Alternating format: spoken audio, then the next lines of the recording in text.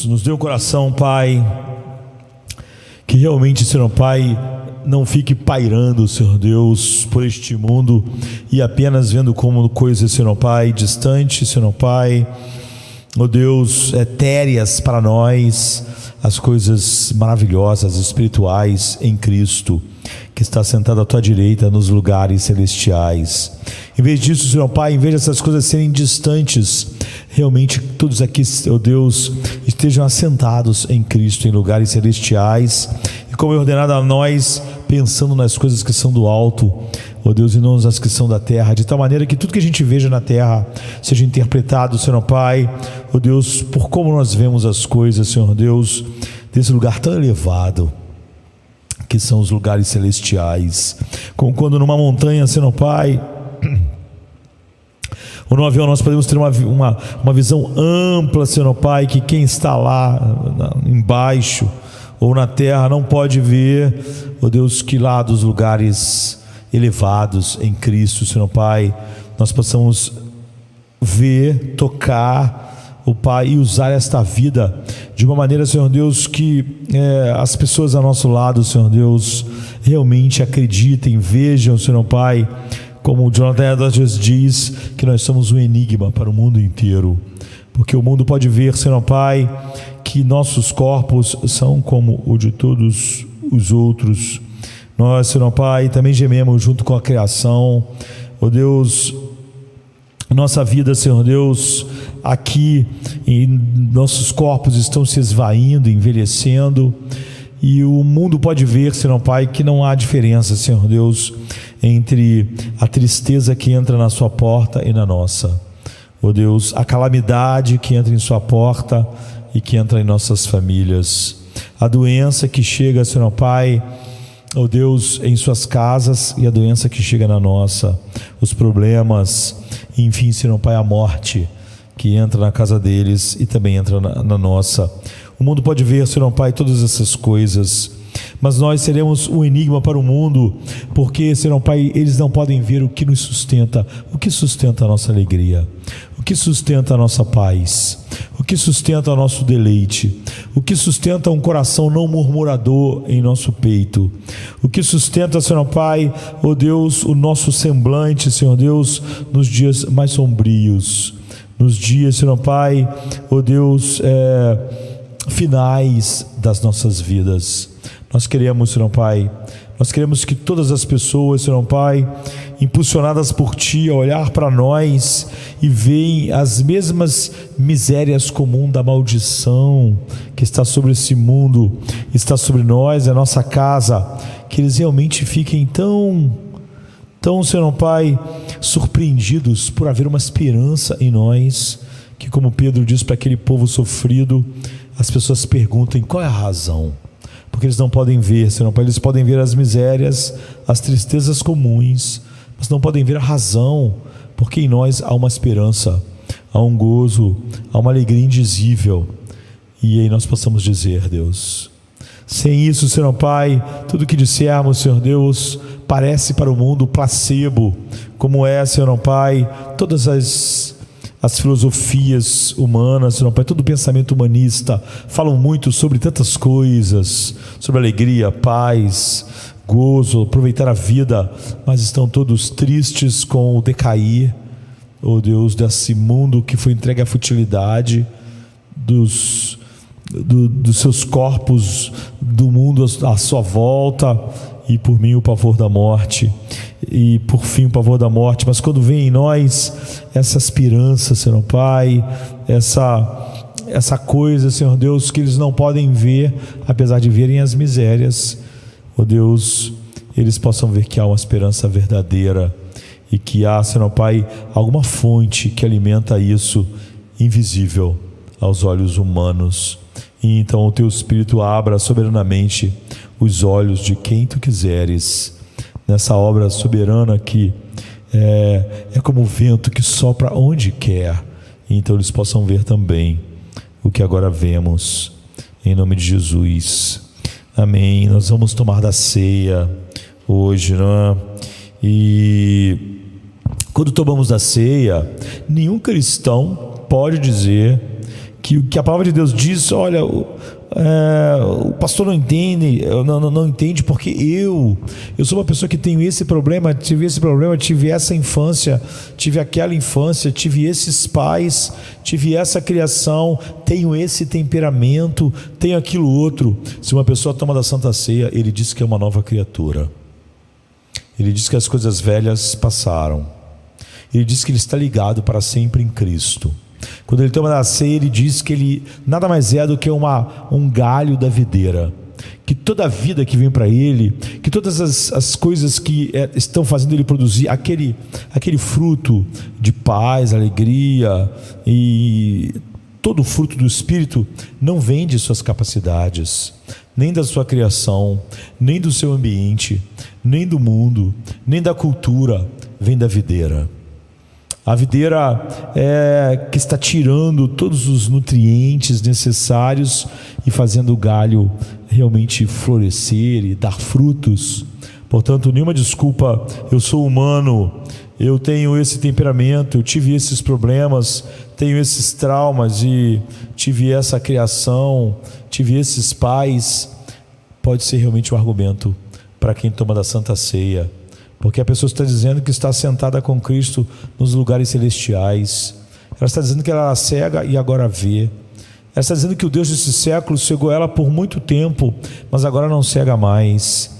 E que agora ela está contemplando a glória de Deus na face de Cristo.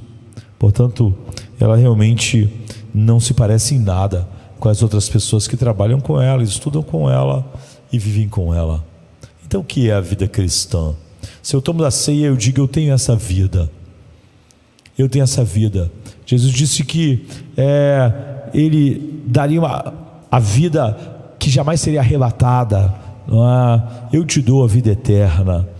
E o que é a vida? Eu acho que é o melhor resumo para nós cearmos de uma maneira que evidencia a realidade de quem nós somos, para que o comer do cálice, o comer do pão, tomar do cálice não seja uma mentira nesta manhã e nem nunca. Não é um bom resumo da vida cristã. E várias vezes na Bíblia há essa grande história do que Deus está fazendo e do que resulta disso em nossas vidas, mas há pequenos resumos. Não é? E antes de tomar da ceia, eu quero que um desses resumos esteja em nossas mentes. Paulo diz assim: alegrem-se na esperança, sejam pacientes na tribulação, sejam constantes na oração. Isso é Romanos 12:12. Tem versos muito fáceis de nós gravarmos, não é? Primeiro é o seu endereço, não é? Romanos 12:12. Segundo é a sua brevidade. Segundo é a profundidade que tão poucas palavras contém um mundo de mensagens profundas aqui, de sermões para nós, de meditações em nossas casas. Alegre-se na esperança. Que alegria e que esperança é essa? Sejam pacientes na tribulação. Que utilidade teria a ideia da paciência numa vida sem tribulação? E sejam constantes na oração, exatamente por causa dessas coisas anteriores. Então, nesse versículo 12 está a descrição da vida cristã, a descrição de quem toma a Santa Ceia, de quem realmente é um com Cristo, a descrição de quem deixou as coisas velhas ficaram para trás, que Deus fez isso, fez dele uma nova criatura. Alegria na esperança, paciência na tribulação e constância na oração.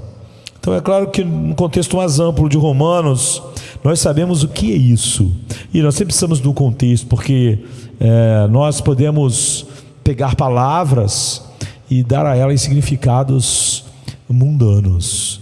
A igreja tem feito isso, e quando a igreja faz isso, ela passa a ser uma fonte de engano. Quando a igreja pega a palavra alma e dá a definição que o humanismo dá o estudo da alma, é óbvio que estão falando sobre coisas totalmente diferentes, porque a definição de alma para as duas coisas não tem nenhuma relação. Mas aí os cristãos fingem que aquilo está falando sobre a nossa alma, de fato. Então, definição é sempre fundamental para nós, e é só no contexto amplo de Romanos inteiro que a gente sabe o que Paulo está dizendo quando ele diz: alegria na esperança, paciência na tribulação, constante na oração. Essa alegria está em Cristo. Não é alegria como o mundo definiria a alegria. E quando ele fala então sobre alegria na esperança, essa alegria está em Cristo. Essa esperança está em Cristo, essa paciência vem de Cristo, e essa tribulação é sempre com Cristo.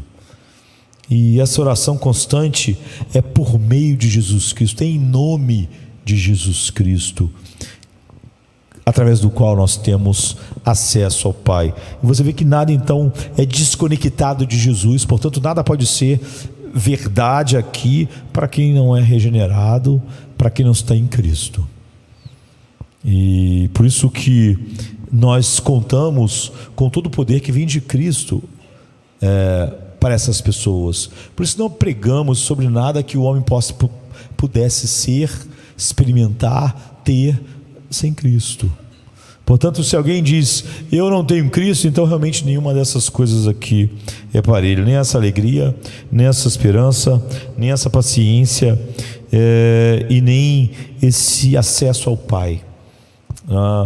E quando a gente volta ao versículo 12, tudo isso opera em nós amor a Deus, deleite em Deus, que se estende à igreja e aos outros, querendo que eles tenham um vislumbre, porque o amor sempre quer o melhor, um vislumbre dessa mesma glória para os outros. Então, antes de falar sobre tribulação, esperança, alegria, resistência e oração, vamos conectar tudo isso com o foco principal dos versículos 9 a 11 aqui desse capítulo, que é quando Paulo começa a falar sobre a parte prática, como resultado de todas as doutrinas que ele realmente colocou para nós como em outro lugar, né? Lutero chama Romanos de o Evangelho, do que aqui em Romanos. E a gente viu como nós devemos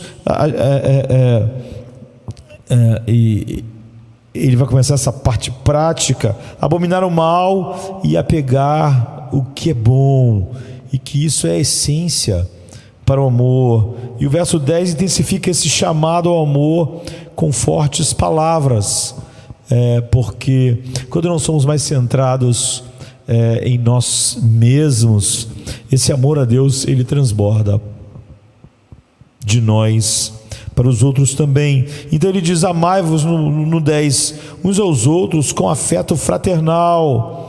E então ele mostra como o amar transborda no anseio de dar honra e não receber honra, de dar e não receber. Esse amor dele em nós flui assim. Por isso, pessoas que reclamam muito da igreja porque elas se sentem pouco amadas, elas se colocam num lugar muito distante dos filhos de Deus, porque o amor que ela está falando dos outros, definido aqui, é algo que sente um anseio muito maior de dar honra do que de receber. E quase sempre quando as pessoas falam isso, elas estão reclamando porque elas não estão recebendo. Elas estão dizendo que elas de fato não fazem parte do que está acontecendo aqui. E a gente pode voltar no versículo 11 no outro dia para falarmos a respeito disso, já que isso é recorrente. Mas Paulo diz que isso faz a gente revelar um zelo, um fervor e um desejo e energia suficiente para viver para Cristo no mundo. Então, quando a gente chega no versículo 12, nós temos o tema dominante do amor tocando em nossos ouvidos, e essa é a essência da vontade de Deus lá no verso 2. E é por isso que nós devemos ser transformados na renovação das nossas mentes. Nossa mente natural está num ambiente totalmente impróprio aqui em Romanos. É como se te colocasse agora em Marte. Você não foi feito para Marte, nem Marte para você. Portanto, você, assim que é colocado lá, está morrendo. Você está morrendo porque seus pulmões não foram feitos para aquele lugar, seu organismo não foi feito para lá, e você vai levar poucos minutos para morrer, não é? Porque lá não é aquilo que pode ser a fonte da sua vida.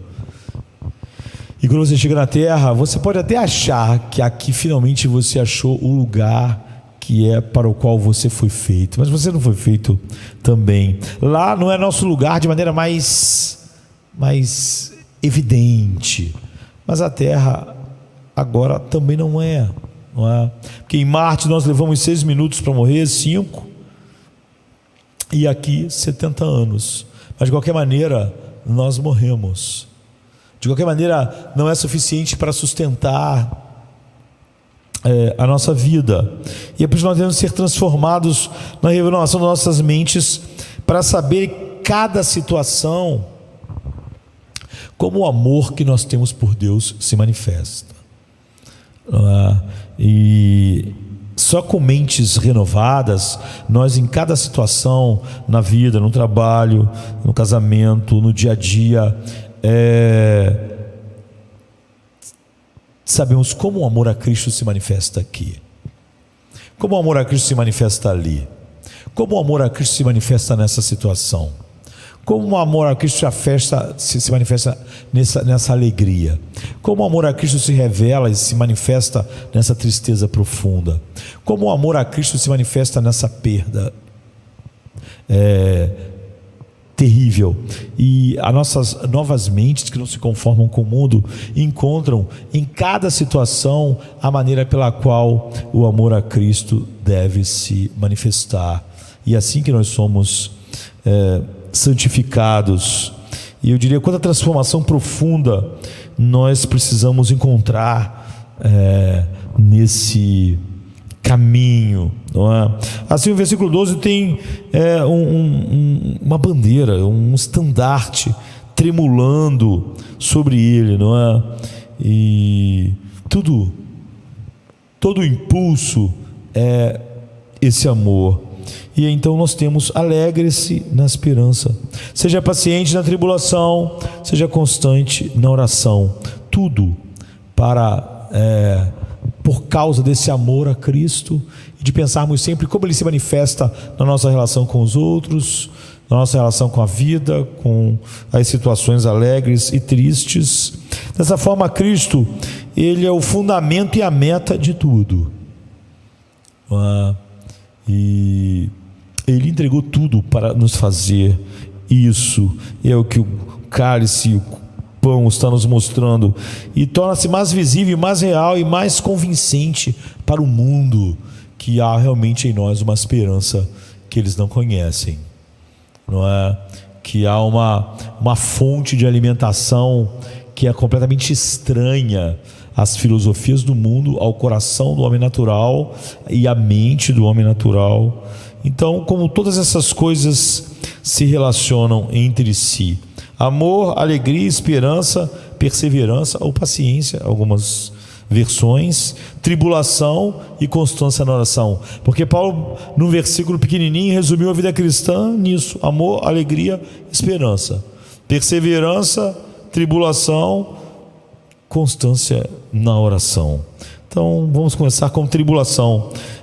A tribulação é a única coisa diferente na lista de Paulo, que diz que vai compor necessariamente, e tem que compor, o que você pode chamar, e você pode aferir se você tem ou não uma vida cristã.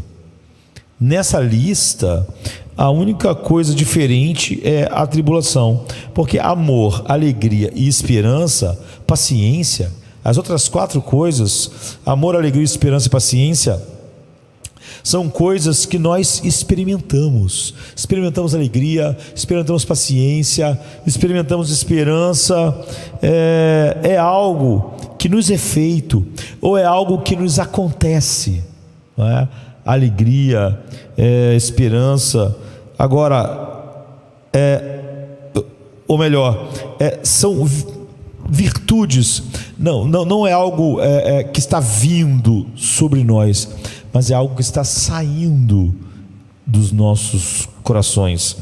E, como eu disse, a tribulação é diferente, porque a tribulação é algo que é feito a nós, ou que acontece no nosso dia a dia.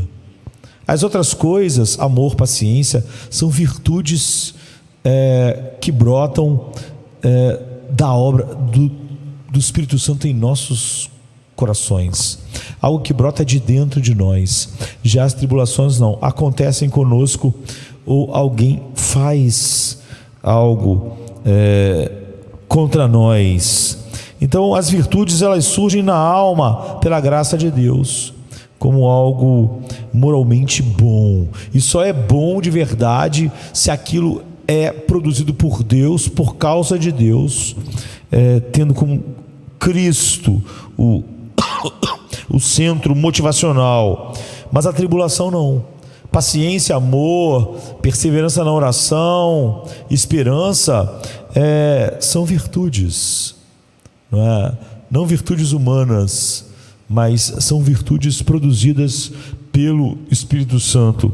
Não está na categoria de ato moral da alma, a tribulação. Portanto, ela é diferente das outras coisas que Paulo colocou aqui, mas que inexoravelmente fazem parte da vida do cristão. E é importante que você entenda que a vida cristã, um dos ingredientes, o único que não é uma virtude produzida pelo Espírito, mas que essencialmente faz parte da vida cristã, é a tribulação. E a gente começa com isso porque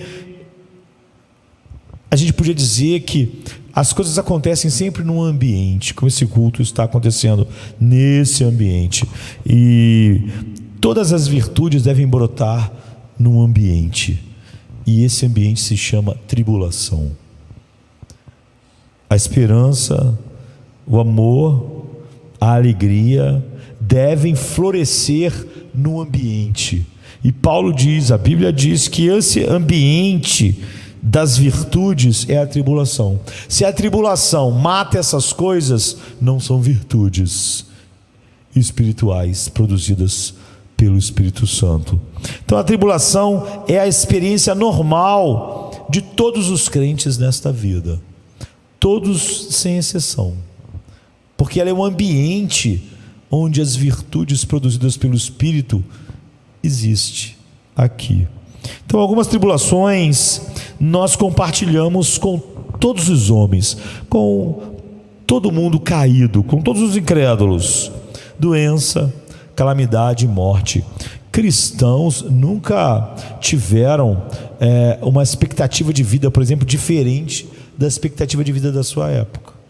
Se você voltar 400 anos atrás, 500, 1000 e perguntar qual é a expectativa de vida daquela época, você vai ver que os cristãos estão dentro da mesma expectativa de vida. Nunca houve uma diferenciação de expectativa de vida ou qualquer outra coisa assim entre o cristão e os não cristãos, porque algumas tribulações nós compartilhamos com toda a criação e com todos os incrédulos. Doença, calamidade e morte. Mas se junta a isso outras tribulações que nós não compartilhamos com os não cristãos, que são perseguições por causa do amor a Cristo, que são a interpretação errada do mundo a respeito de nós, de várias formas, hoje, em todas as épocas, que às vezes descambam para perseguições maiores ou menores, ou às vezes são só assédios, não é? Sobre nós. E o ponto principal aqui é que a tribulação é normal e esperada neste mundo, Portanto, a coisa mais sem sentido é alguém dizer para o pastor: pastor, eu não sei por que isso está acontecendo na minha vida ou na minha família. Quando as pessoas falam isso, elas estão falando sobre alguma tribulação. Elas estão dizendo que elas não entendem por que isso está acontecendo, quando na verdade esse é o ambiente no qual as virtudes produzidas pelo Espírito acontecem. Nada é mais normal. A única coisa que ela devia entender nesse mundo é a tribulação, porque os dias mais comuns, menos ou sem dor, esses são os dias estranhos, não é? E de uma maneira geral, sempre, mesmo quando sua vida está nessa forma, você conhece um monte de pessoas que estão em situações opostas. Então é o cenário. Quando uma peça é ensaiada, quando você precisa de um cenário, e pense que o cenário onde você está vivendo, a sua história, o cenário é tribulação, é o cenário para nosso amor. A tribulação é o cenário para a nossa alegria. A tribulação é o cenário para a nossa esperança. A tribulação é o cenário para a nossa paciência e para a nossa vida de oração. Se a tribulação impede você de ter o amor, sentir o amor, desfrutar o amor, se a tribulação, o sofrimento, não há coisas que acontecem com você ou que fazem a você, é o impedimento para a alegria, é impedimento para a sua esperança, é impedimento para a sua paciência e oração, não há vida cristã em você. Então, a aflição é o nome do lugar onde a gente vive, é o nome do lugar, é o cenário onde estamos vivendo. E se você não está nesse cenário agora, ou não está fincado nele agora, não tem a menor dúvida, você vai estar. E aprender que isso é normal será uma grande ajuda para você quando isso acontecer. Mais da metade do choque de alguém em qualquer sofrimento é a ideia de que aquilo não podia estar acontecendo. É a ideia de que aquilo é estranho, é a ideia de que aquilo é anormal, que aquilo não podia acontecer na minha casa, nem comigo. Por que isso está acontecendo comigo? Então, a maior parte do problema é que aquela pessoa acreditava realmente que esse não é o cenário da vida cristã. É óbvio que se alguém não consegue florescer quando tudo está mais brando, esperamos que seja realmente muito mais complicado no dia mau. Mas a expectativa é que nenhum dia nesse mundo de fato é bom, e que ele tende a ter muitos dias ainda mais excruciantes em aflição, e aprender que isso é o normal, e que você nunca está em aflição pensando: eu não esperava que isso acontecesse, é mais da metade do choque, do sofrimento que a pessoa experimenta. Então Jesus foi o melhor homem que existiu, o único homem que jamais pecou, o único homem que em tudo honrou a Deus, o único homem que realmente viveu para a glória de Deus de todas as formas, em pensamento, atitudes internas, ações. Realmente fazer a vontade de Deus era a sua comida contínua. E pense então todos os dias que nenhum de nós tem o direito de experimentar menos aflições do que ele. Se você hoje está experimentando menos aflição que Cristo, você deve estar grato a Deus. Você não tem direito. Se o único homem que perfeito no mundo foi um homem de dores, você não tem direito a não ser um homem de dores. Você não tem direito a não ser um homem de aflições, porque nenhum de nós tem o direito de experimentar menos qualquer tipo de aflição do que Jesus experimentou. Se nós experimentamos menos hoje, então é a misericórdia. Se nós estamos experimentando menos aflição em qualquer instante que seja, menos aflições que Cristo, certamente é misericórdia, porque nós merecíamos muito mais aflições e Ele nenhuma. Então, você vê que a gente vive em misericórdia todo o tempo, né? Porque nós não merecemos a vida pacífica que temos. Nós não merecemos uma hora da vida pacífica que temos. A maior parte do tempo das nossas vidas nós não estamos sentindo dor, ou não estamos com alguma coisa aflitiva, mas não merecemos nenhuma dessas horas, em nenhum momento. Cada uma delas é um presente misericordioso de Deus. Para Jesus foi diferente, foi aflição desde o princípio, incessante. Por exemplo, o nascimento dele foi escandaloso, porque ele foi concebido antes do casamento, e ele teve que ouvir várias vezes insinuação sobre quem era o seu pai. E ele estava nos seus primeiros momentos deitado onde os animais comiam, no lugar onde botava a comida dos animais, como se ele nascesse e fosse colocado na vasilha de comida do cachorro. Ele foi ameaçado e odiado pelos poderes políticos da sua nação e do império onde ele viveu, do início ao fim. Ele foi caçado para ser morto quando era bebê, e teve então que escapar, bebê, ainda para um outro país, só para não ser assassinado. Aflição, aflição, aflição. E assim foi até que ele foi acusado de sedição contra o Império Romano, e ele foi condenado à morte, a morte mais cruel possível, com todos os requintes, a morte mais demorada. E nós sabemos que por trás disso tudo ainda estava algo muito maior, que era a ira infinita de Deus. E é assim que o cristianismo começou.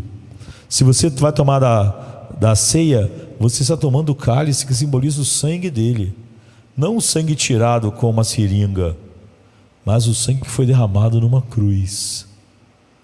E você está comendo pão que aponta para a sua carne, que foi dilacerada pelos atos mais brutais e violentos, não cortadinho ali um pedacinho de pão, mas foi dilacerado pelo chicote romano, pelos pregos romanos.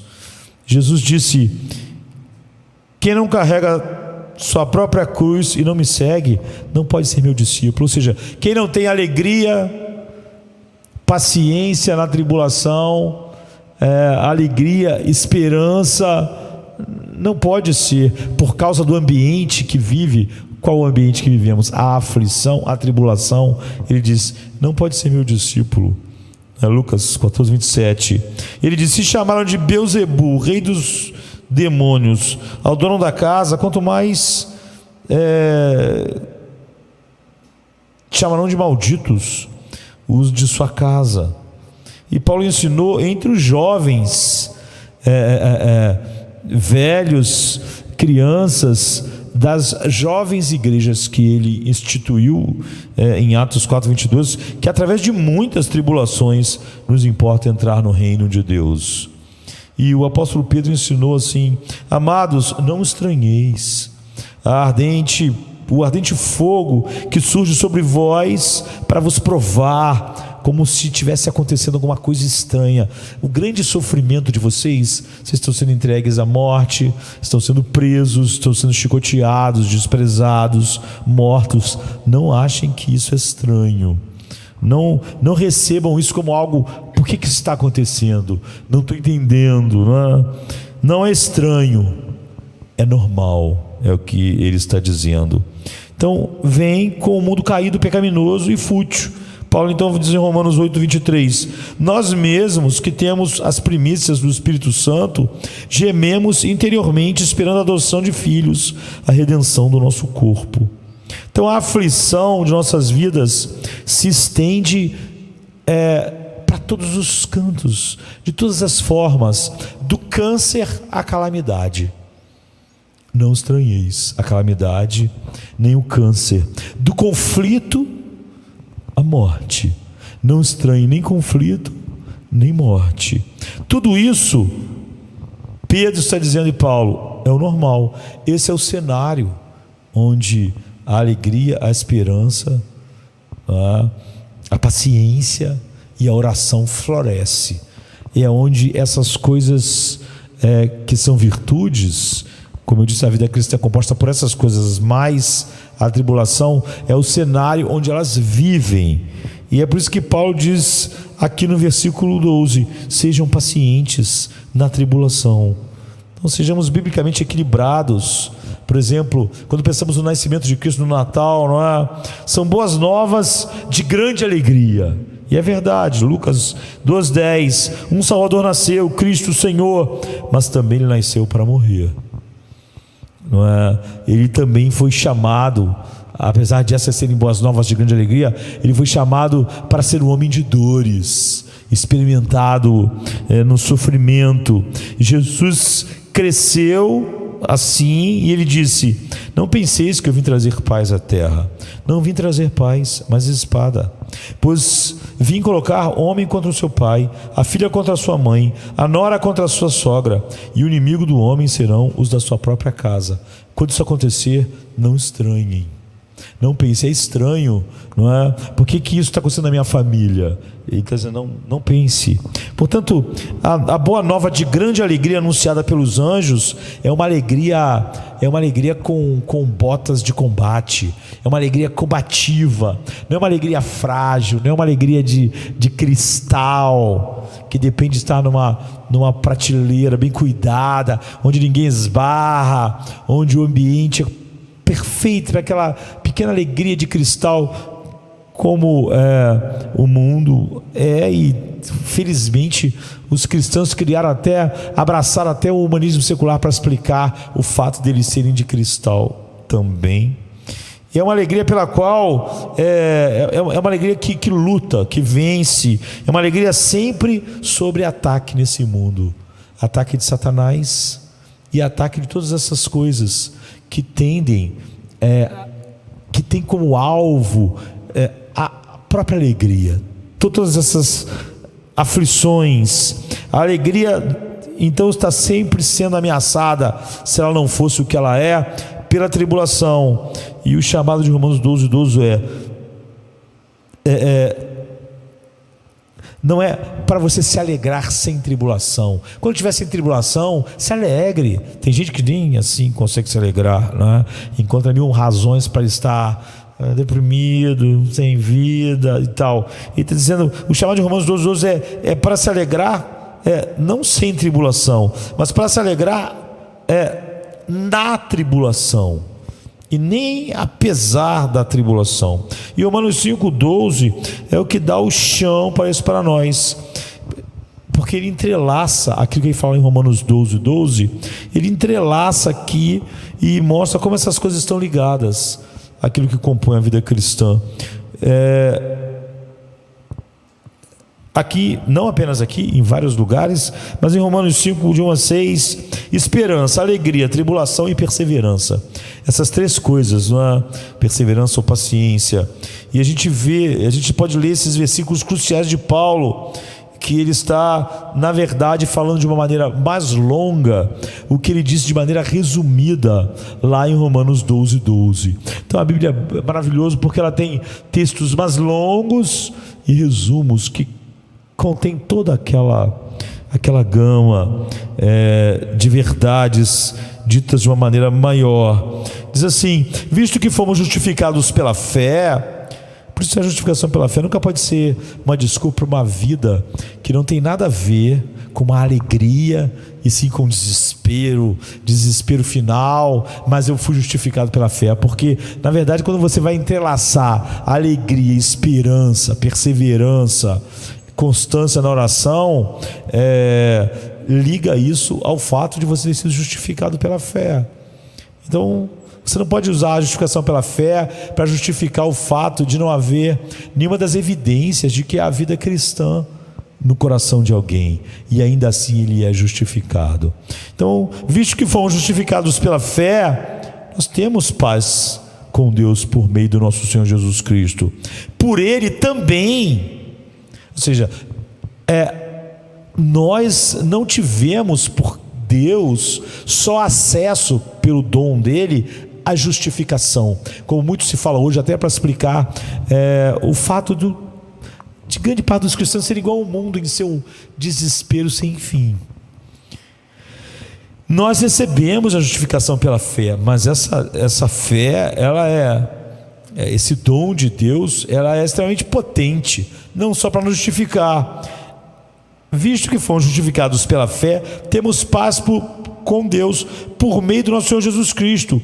Por Ele também obtivemos acesso pela fé, não só a justificação, mas a essa graça na qual estamos firmes. E nos alegramos, nos regozijamos na esperança. Você vê como Paulo está juntando alegria, esperança, paciência. Todas as coisas que ele diz na aflição. Então,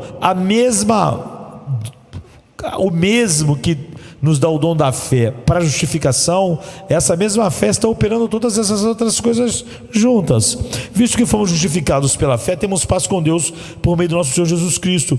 Por Ele também obtivemos acesso, por essa mesma fé da justificação, a esta graça na qual estamos firmes e nos regozijamos, não é? Alegria que explode na esperança, alegria e esperança, como está em Romanos 12, da glória de Deus.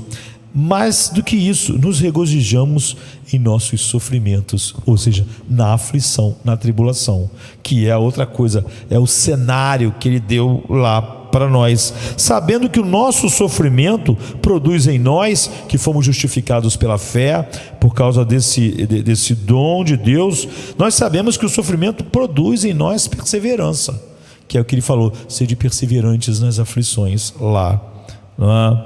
E a perseverança produz caráter, e o caráter produz o quê? Esperança, que é outro ingrediente que ele deu da vida cristã. E a esperança não nos confunde, porque o amor de Deus, que é outra coisa que ele colocou, foi derramado em nossos corações pelo Espírito Santo que nos foi dado. Pois quando ainda éramos fracos, Cristo morreu a seu tempo pelos ímpios. Aqui fica claro que a alegria, a esperança e a perseverança cristã não estão livres da tribulação, não é? E que fluem da mesma fé que trouxe a justificação. Ou seja, o mesmo dom da fé que traz uma coisa, trouxe essas outras coisas, e que o teatro disso aqui, para os justificados, é a tribulação.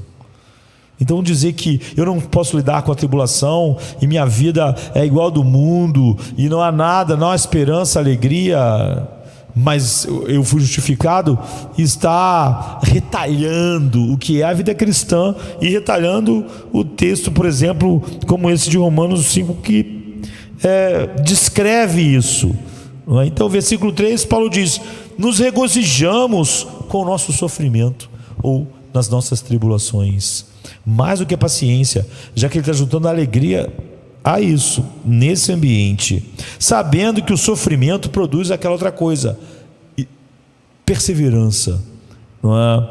Então Paulo não apenas tolera a tribulação na vida como um ambiente onde aquelas virtudes crescem, ele faz as aflições servirem ao cristão. No caso, ele está dizendo que Deus faz através da mesma fé que nos justifica, e ele transforma a aflição de um mestre que determinaria como eu ficaria, se eu ficaria as tribulações, não é? Se eu ficaria sem alegria, sem esperança, sem perseverança, etc. Ela transforma isso que reinaria e me faria de seu servo, transforma ela no meu servo, ou seja, transforma a tribulação em nosso servo. E que Satanás quer para a nossa destruição, as aflições, não é?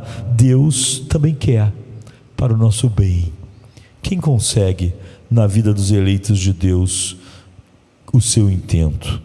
Então, no próximo ato de tentar destruir nossa alegria, no próximo, no próprio ato em si, em cada um deles, nessa sequência, Satanás é levado a fazer com que a gente lance a raiz mais profundamente em Deus.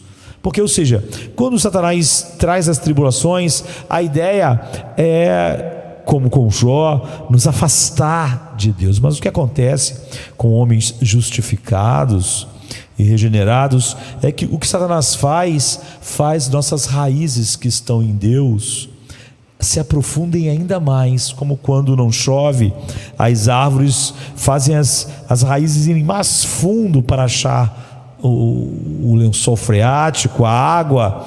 O que Satanás consegue com homens regenerados, homens justificados, é que as aflições faz a gente fincar ainda mais a raiz em Deus e depender cada vez menos do que acontece. Portanto, o efeito neles, na verdadeira vida cristã, é o oposto.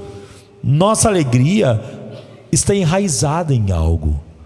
E tudo que acontece como tribulação só faz a raiz ir mais fundo. Você pode perguntar, então, em que nossa raiz está ligada realmente? Nós podíamos dizer só Cristo, mas isso não nos daria a visão completa até chegar a Ele. Nossa alegria está enraizada em nossa esperança, é o que a Bíblia diz. E a gente quer dar uma boa olhada aqui nessa raiz de alegria. Nós vemos isso quando distinguimos a alegria e a esperança. E a gente vê como a alegria está relacionada à esperança.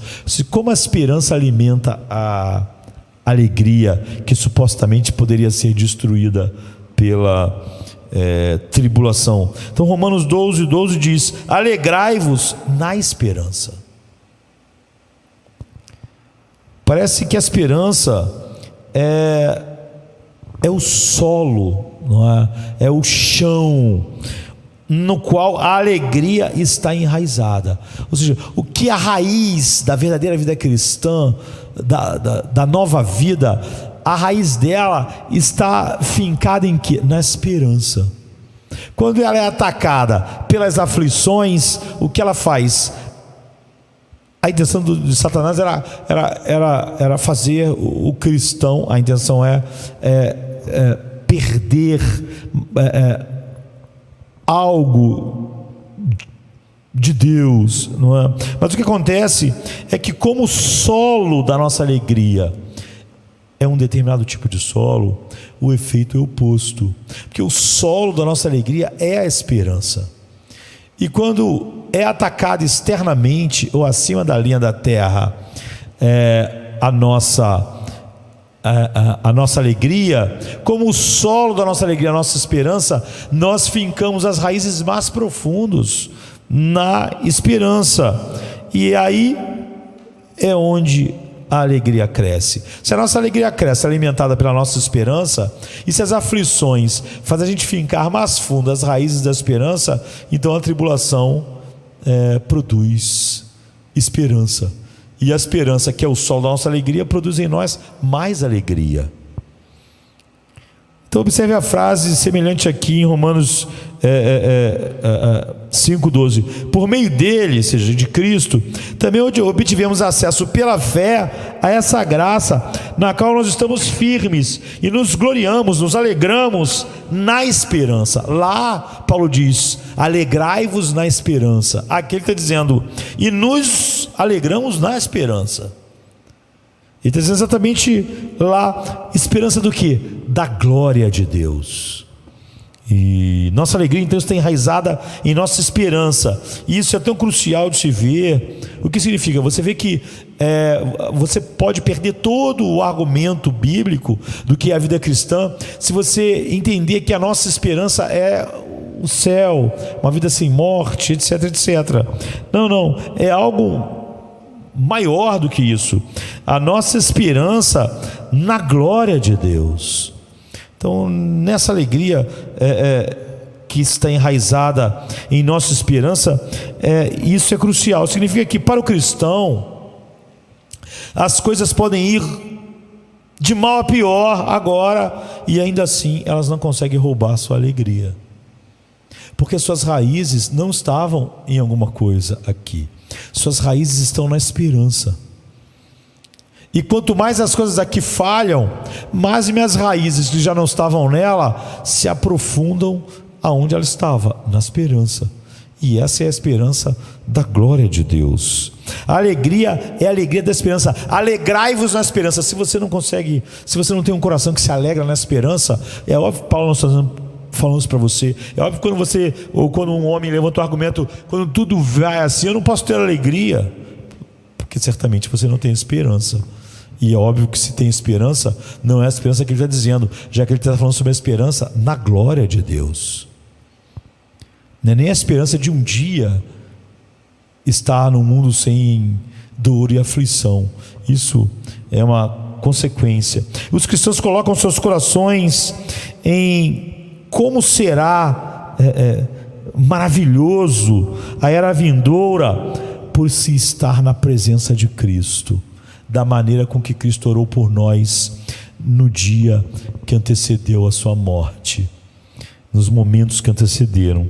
E é por isso que os cristãos podem se alegrar na tribulação, e não apenas na saúde, na paz e na segurança, porque a saúde, paz e segurança de maneira normal não é o solo da alegria. Nós nos alegramos na esperança, e não numa esperança vaga de no momento não haver mais coisas ruins, mas em algo muito maior, na esperança da glória de Deus. E a tribulação então conduz as raízes da alegria para a esperança. Elas se aprofundam mais na esperança, porque quanto mais seco está, mais as raízes se aprofundam. E a alegria flui de volta para o presente.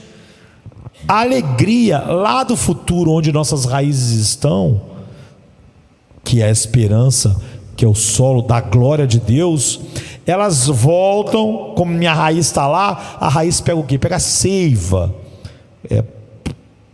Por isso que ela está, as raízes estão no chão, para nos firmar e nos alimentar. Então, a tribulação conduz minha alegria mais profundamente para a esperança. E essa alegria, nessa esperança, essa alegria futura, flui de volta por essas raízes que estão na esperança para o presente e alivia a carga das minhas tribulações. Então, o fundamento e o objetivo da esperança cristã são totalmente estáveis, né? Qual é o fundamento e o objetivo da esperança cristã? Que torna possível nos alegrar na tribulação. Séculos atrás, não é? Por exemplo, William Wallace, nasceu em 1270, né? Tem um filme Coração Valente.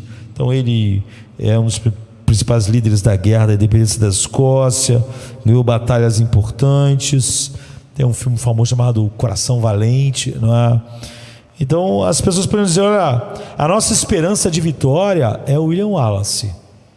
Ele é a nossa esperança.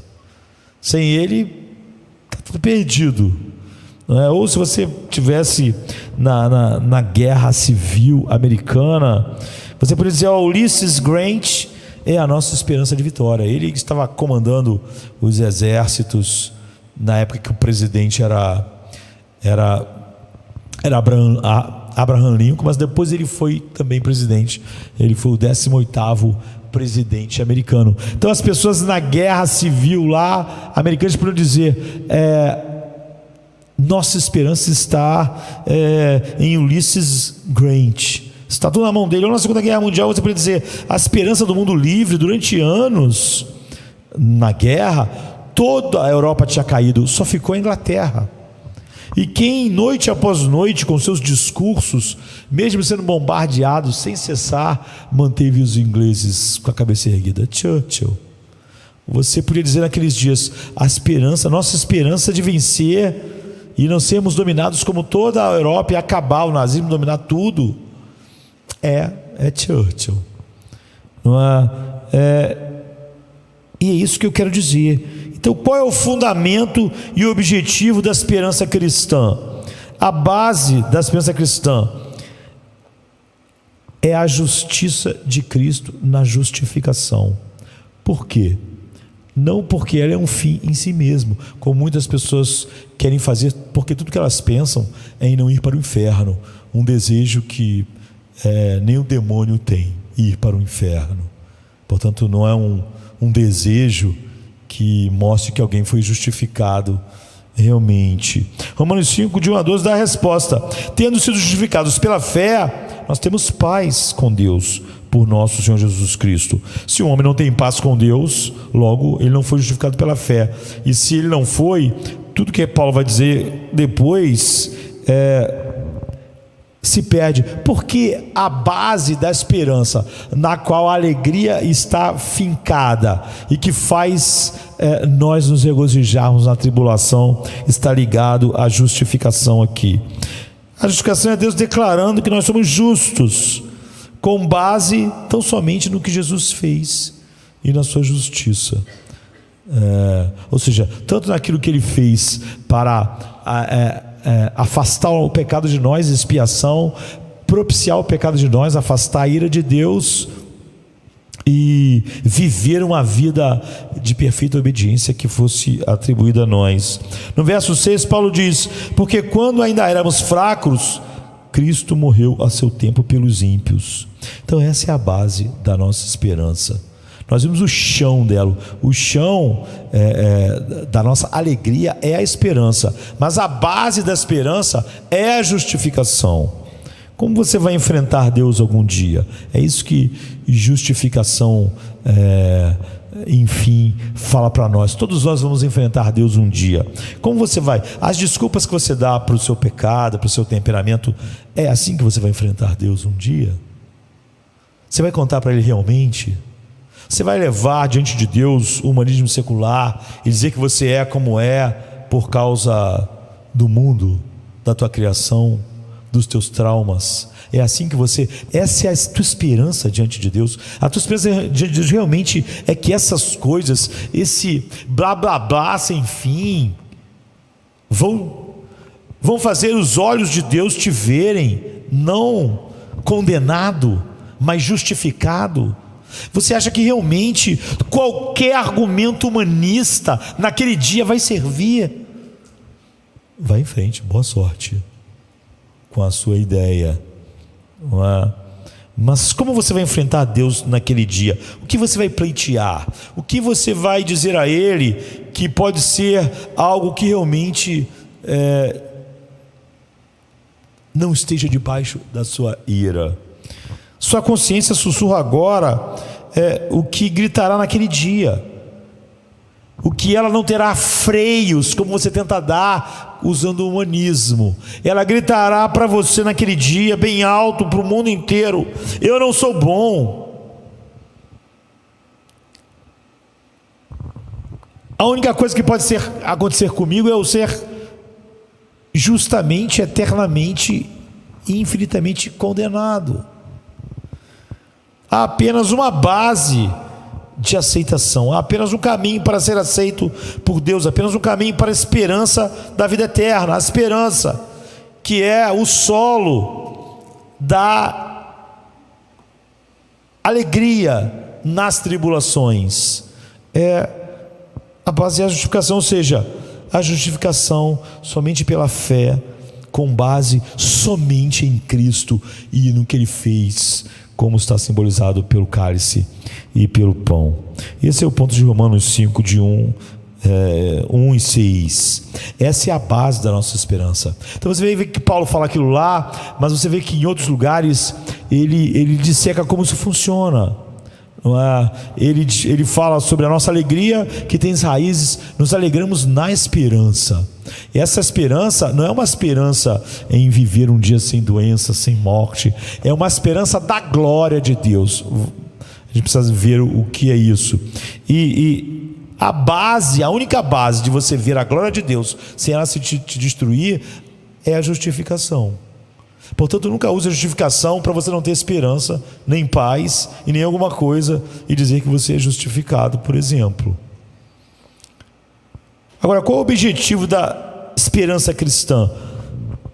Nos gloriamos na esperança da glória de Deus. A esperança de Deus, a esperança em nós, ela tem um propósito, ela tem um objetivo, ela tem um alvo. E esse alvo não é nenhum alvo, você vê, que possa ser compartilhado com um coração natural. Não sofrer, não ter dor, passar para sempre a vida sem morrer. Tudo isso são efeitos. Não é? A esperança não é disso. Vê meus irmãos que já partiram antes. A esperança é da glória de Deus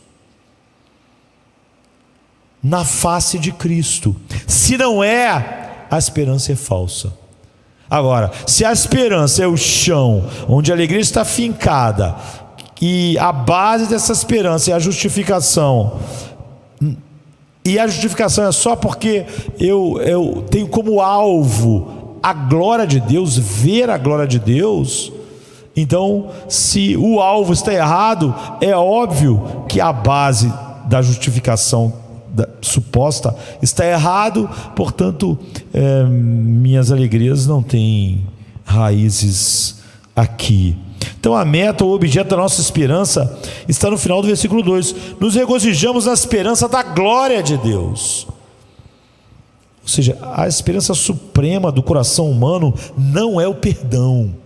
A nossa esperança suprema, quando estamos participando da Santa Ceia, não é o perdão, não é isso que é o chão da nossa alegria, o perdão. Não é a justificação, apesar de ser maravilhosa. A justificação é a base, mas não é o objetivo. O céu não nos alegramos na esperança do céu. E às vezes, o que as pessoas querem dizer com a esperança da glória de Deus, elas estão pensando nisso, a esperança do céu. Mas não é a esperança da libertação das doenças e desses males que o pecado trouxe. A esperança final de cada coração regenerado é a glória de Deus. É a única esperança que realmente é a raiz da alegria e que tem como base a justificação. Você foi feito para ver e para saborear e para se deleitar na glória de Deus. Por causa disso que a história aconteceu. O Natal aconteceu e Jesus nasceu. A Sexta-feira Santa aconteceu. A Páscoa aconteceu para que pecadores não fossem incinerados pela glória de Deus manifestada em sua ira contra o pecado, mas pudesse vê-la e saboreá-la por causa de como o pecado foi tratado na justificação, com uma alegria cada vez maior para todos sempre. Então Romanos 12:2 diz: alegrai-vos na esperança. Romanos 5:2 completa o pensamento: alegre-se na esperança da glória de Deus, não do céu, não do perdão, não da justificação. Você se alegra na esperança da glória de Deus. Essa é a experiência definitiva que vai enxugar nossas lágrimas. A experiência mesmo, o maravilhoso não é as lágrimas serem enxugadas, é porque contemplar a glória de Deus corrige todos os erros e faz nosso coração ter para aquilo pelo qual ele foi feito. E é por isso que não há mais lágrimas, e é por isso que tudo cai no lugar certo. Isso fará com que você diga que tudo valeu a pena. Paulo diz: não importa o que você tenha sofrido, desfrutar a glória de Deus. Ouça a maneira como Paulo coloca isso em 2 Coríntios 4,17. Essa leve e momentânea tribulação, leve qual? Todas da tua vida, na hora que você nasceu até a hora que você morre, está preparando para nós um peso eterno de glória, que é a glória de Deus em Cristo, acima de qualquer comparação com a aflição que você está experimentando. E por isso ele pode dizer: alegrai-vos na esperança, no ambiente da tribulação. Então essa era a esperança que sustenta a alegria de Paulo na aflição. Essa é a esperança que sustentava a alegria dele na cadeia em Filipos, em todas as suas aflições e depois em seu martírio. E Paulo pregou isso então para si mesmo.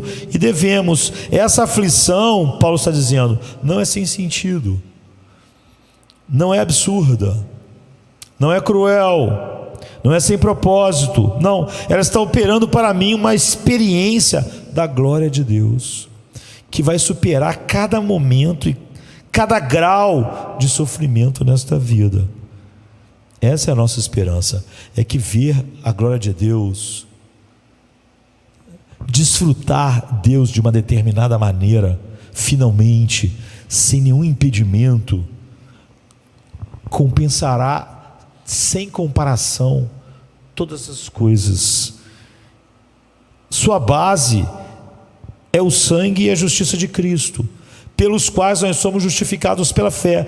Você vê que é a mesma base que traz paz, alegria, gozo.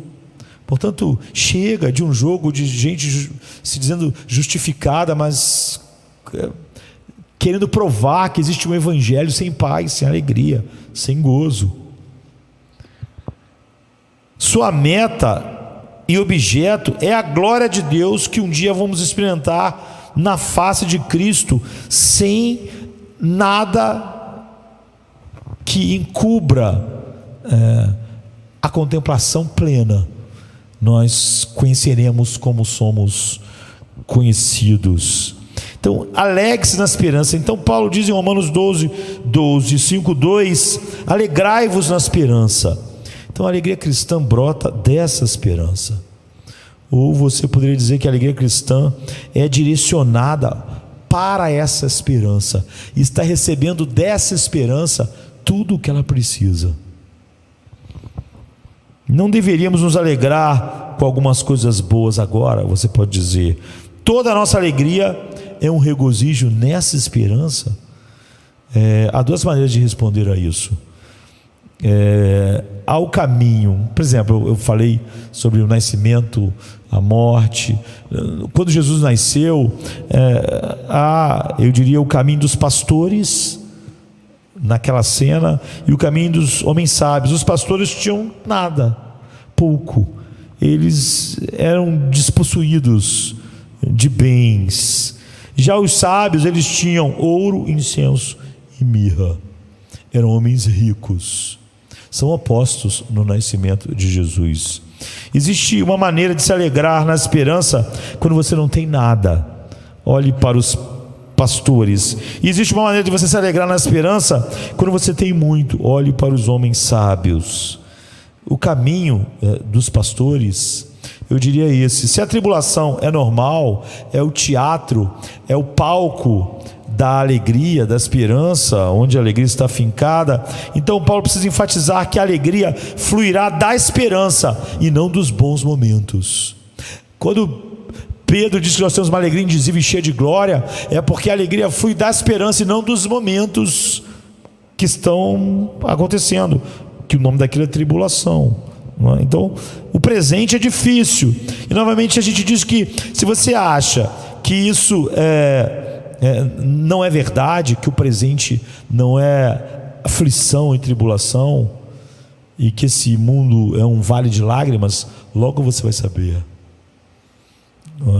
E se a vida é difícil, nós podemos desistir da alegria ou podemos obtê-la fora do que é essa vida. E Paulo, é óbvio, tinha alegria e disse que a essência da vida cristã é alegria, é a esperança, é a perseverança. Então, ela não podia estar baseada realmente se o teatro onde a gente vive se chama tribulação. Então ele ordena repetidas vezes: alegrai-vos no Senhor. Novamente digo, alegrai-vos, como está em Filipenses 4. Regozijar-se na esperança. Então ecoa da convicção de Paulo de que a vida é cheia de aflições e que importa que por muitas aflições nós entremos no reino de Deus. Ou seja, flui da ideia de que a tribulação é algo normal, é o chão, é o palco daquelas virtudes da nova vida.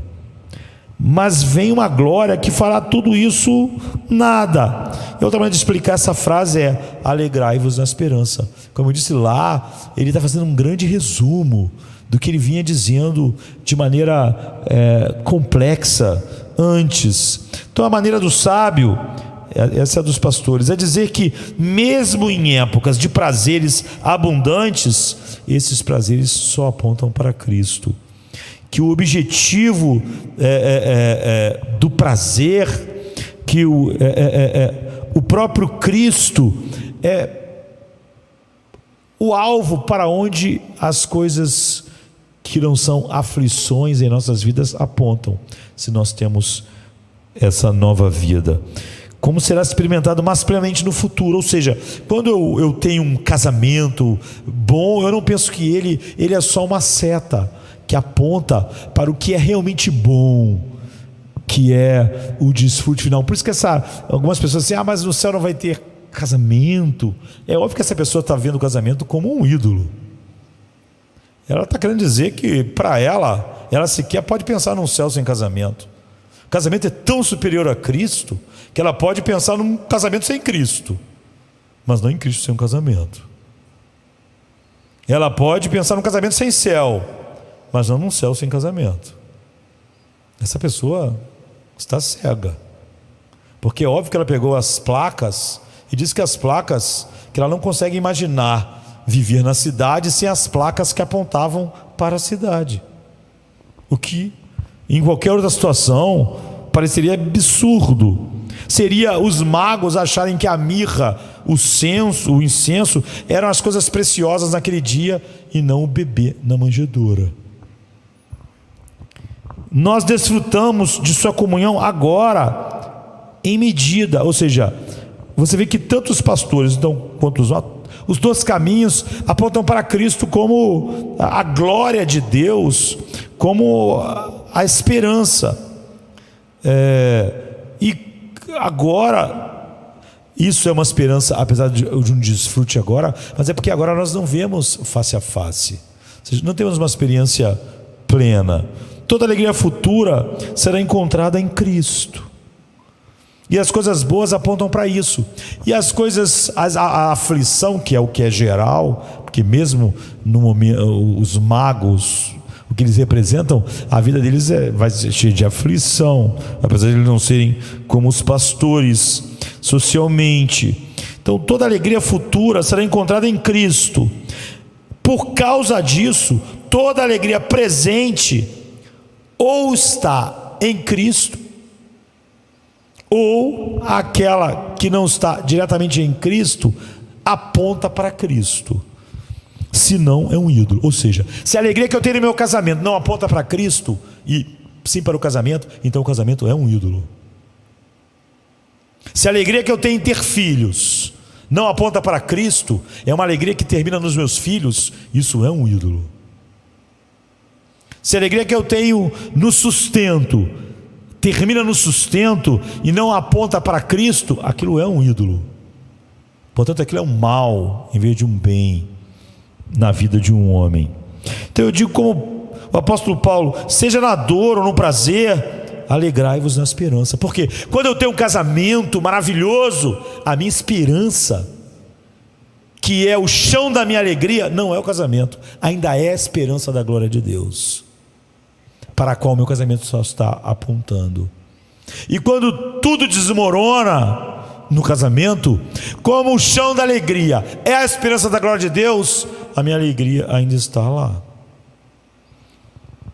Agora, finalmente, conecte os últimos 3 elementos: perseverança paciente, amor e oração, e regozijo na esperança. Seja paciente na tribulação. Hebreus 2:12 e 12 mostra como isso se relaciona com esperança, alegria e amor. Olhe para Jesus, o fundador e o consumador da nossa fé, ou o autor, o qual pela alegria Aí está a alegria, né? Que foi proposta na frente, então aí está a esperança. Suportou, aí está o amor, a cruz. Então o maior ato de amor que já existiu, a morte de Jesus por pecadores como nós, foi suportada pela alegria, que era sustentada pela esperança. Não é porque era a alegria que lhe estava proposta. Isso é pelo regozijo na esperança. Exatamente a mesma coisa que Paulo está dizendo que nos sustenta. É o que sustentou o Salvador. Pela alegria que lhe foi proposta, ele tinha a esperança nesta alegria, ela está proposta. Ele suportou o amor que suporta qualquer coisa, por causa da alegria que está fincada no solo da esperança. É a mesma coisa. Então eu resumiria todos os elementos de Romanos 12:2 assim: tribulação, problemas, calamidades, conflitos, câncer, morte. Todas essas são as condições normais deste mundo, o teatro da vida.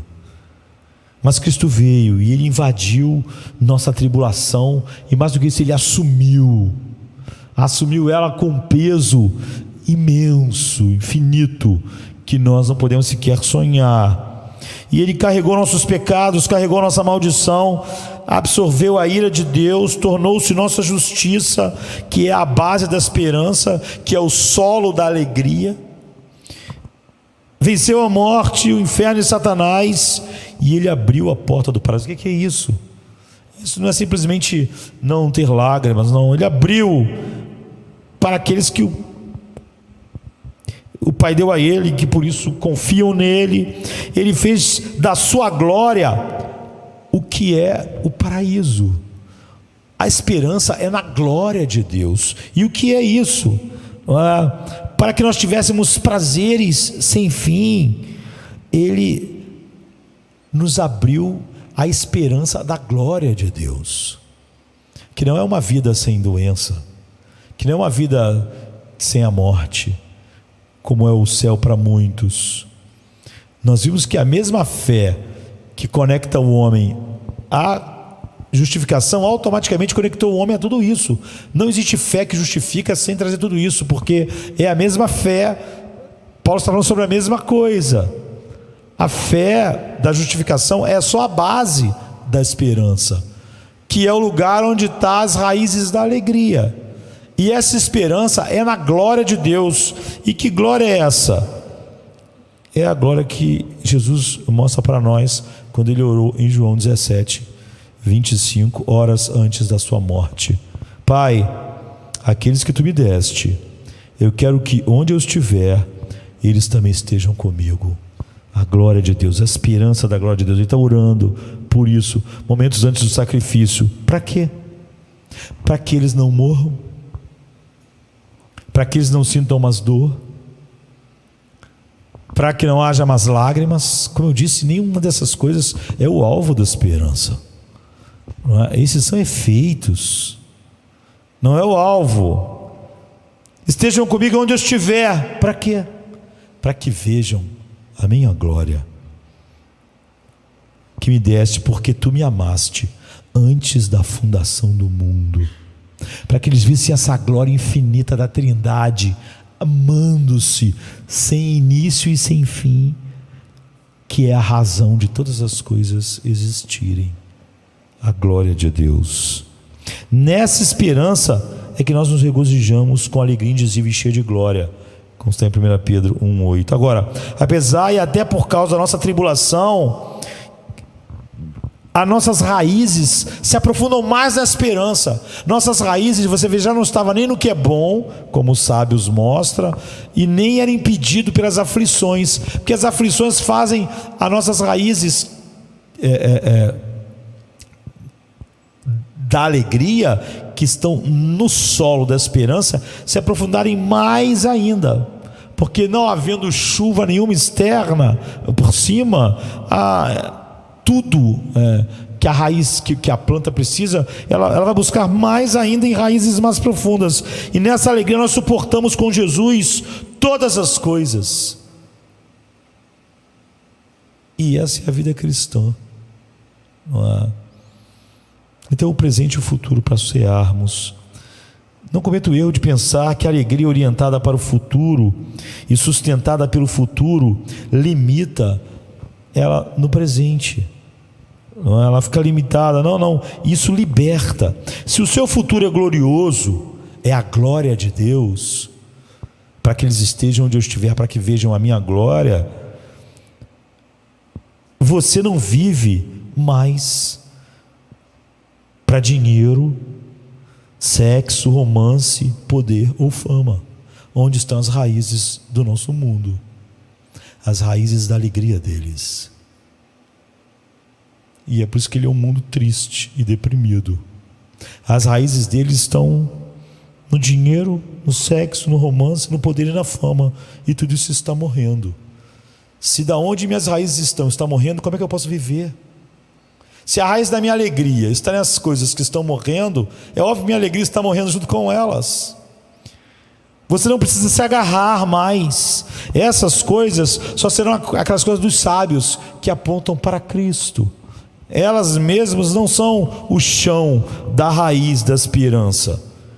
Então, você não vive mais por dinheiro, romance, sexo, poder ou fama. Você não precisa se agarrar então, agarrar e perseguir prazeres que estão escorregando entre os teus dedos que estão morrendo. Cada dia que passa, seus dedos estão mais velhos, e as coisas que você queria segurar com eles estão morrendo também. Tudo está morrendo. Então, porque você não está mais agarrado a essas coisas como um chão para suas raízes, você está livre para viver para Deus. Você é livre para ser outro tipo de pessoa, diferente daquela que vive para este mundo. Amanhã no trabalho, você está livre para ser alguém totalmente diferente delas, que estão com suas raízes em coisas que estão morrendo. Portanto, não pode ter alegria, já que a esperança dela, a alegria delas está naquele solo, e a sua está na esperança da glória de Deus, que tem como base a justificação e como alvo não mais lágrimas, não ver parentes que já se foram, irmãos que já se foram. Está na glória de Deus, a esperança da glória de Deus. Se a sua esperança for gloriosa e certa, o que vai fazer você? Como você agora, as tuas raízes não estão naquelas coisas que eu disse, você vai então buscar primeiro o reino de Deus e a sua justiça, e as outras coisas básicas, serão acrescentadas a você. Seu amor então será genuíno, será radical nesse mundo, por causa da alegria que está diante de você. E aí vem a oração, porque ele diz: sede perseverantes na oração. E não vamos falar sobre oração, nós vamos cear agora. Mas por que a oração entra aqui em Romanos 12:2, e nós poderemos esticar? Alegrai-vos na esperança, sede pacientes na tribulação, perseverar na oração.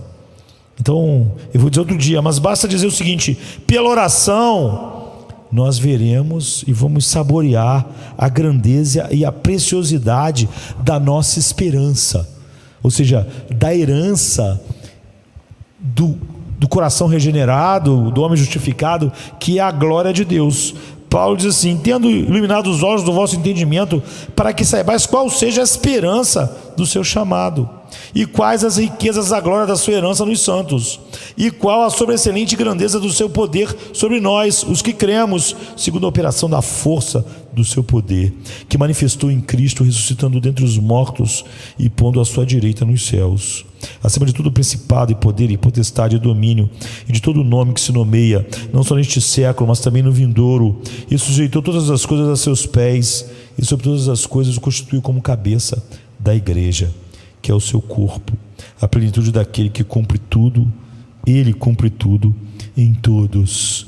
Ele já era o Senhor de tudo, mas não como cabeça da igreja, mas agora é como cabeça da igreja, para que nós tenhamos essa esperança que flui da justificação do seu sangue, que é o solo da nossa alegria. E ore por si mesmo, ore por essa igreja, não é? Para que Deus revele a você e a todos nós, a seus parentes, qual é a esperança para a qual Ele o chamou, quais são as riquezas da sua gloriosa herança nos santos. É essa esperança que alimenta nossa alegria, e essa alegria é que sustenta a nossa resistência, e a resistência nos leva a desfrutarmos esse amor e essa alegria já agora, vinda do futuro para nós, e a glória de Cristo vai brilhar cada vez mais, de um grau de glória para outro. É assim que nós vamos tomar da Santa Ceia agora. Vamos ficar de pé. Venha, se cansado estás,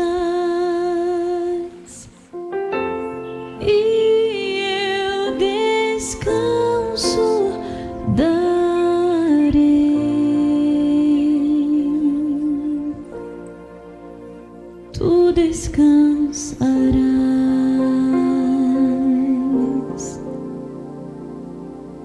Venha-me se não tens paz, e eu darei paz sem fim. Terás paz sem fim. O meu jugo é leve, o meu fardo graça dá. Tome tua cruz, te darei a paz.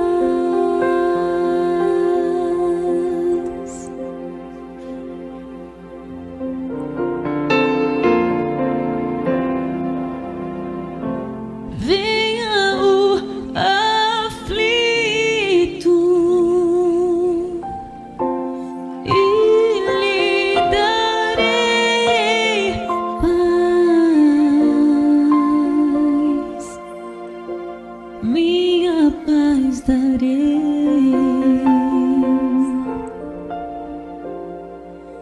Venha-me na dor sem fim, e eu darei paz,